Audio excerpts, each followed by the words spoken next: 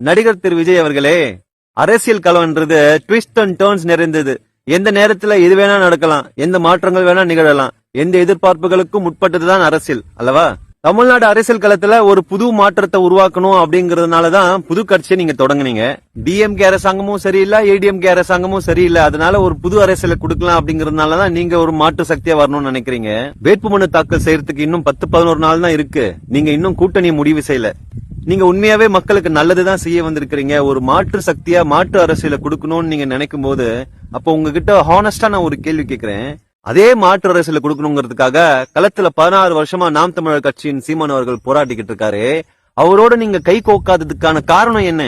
நிஜமாவே நீங்க மக்களுக்கு நல்லதுதான் பண்ண வந்தீங்க அப்படின்னா, அப்ப அவர் சொல்ற அந்த மாற்று சக்தி அரசியலை தானே நீங்க முன்னெடுக்கணும். நீங்க மக்களுக்கு நல்லது செய்யணும்னு வந்தீங்க அப்படின்னா, அப்போ நீங்க அந்த நல்ல சக்தியோட சேர்ந்து பயணிச்சாதான் மக்களுக்கு நல்லது செய்ய முடியும். ஆனா நீங்க சினிமால ஹீரோவா நடிச்சு போர் அடிச்சிச்சு, அதனால ரியல் லைஃப்ல நம்ம ஹீரோயிசத்தை காமிக்கலாம் அப்படின்னு சொல்லிட்டு வந்தவனும் சிஎம் அரியணையில ஏறி உட்காரணும்னு நினைச்சீங்கன்னா, அந்த கனவு நிராசையா தான் ஆகும்.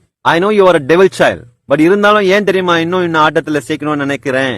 ஏன்னா சீமானோட அரசியல்ங்கிறது is of for the future. அந்த ஃபியூச்சருக்கு நீங்களும் சேர்ந்து உங்களோட கான்ட்ரிபியூஷனை கொடுப்பீங்க அப்படிங்கறத நான் நம்புறேன். அரசியல நிரந்தர எதிரியும் கிடையாது, நிரந்தர பகைவர்களும் கிடையாது. நேத்து எதிரியா இருந்தவங்க இன்னைக்கு நண்பர்களா சுத்திக்கிட்டு இருக்காங்க. அதே போல நீங்களும் சீமானின் கை பிடிச்சு 2 பேரும் ஒன்னா சேர்ந்தீங்கன்னா தான் ஒரு மிக பெரும் மாற்று சக்தியா உருவாகும். இந்த சக்தி தான் தமிழக அரசியல் தலையெழுத்த மாத்தும். ஆகையினால அந்த கடவுளின் சாட்சியா சொல்றேன், அவன் இன்னும் உங்களுக்கு 3 days டைம் கொடுக்கறான். இந்த 3 நாட்களுக்குள்ள கூட்டணி பேச்சுவார்த்தையை தொடங்கி நீங்க ஒரு கூட்டணியா வெற்றி கூட்டணியை உருவாக்குங்க.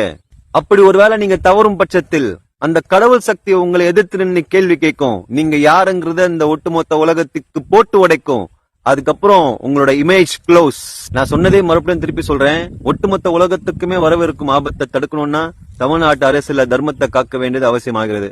இதை உணர்ந்து மக்கள் அனைவரும் சிந்திச்சு செயல்படுவீர்களாக.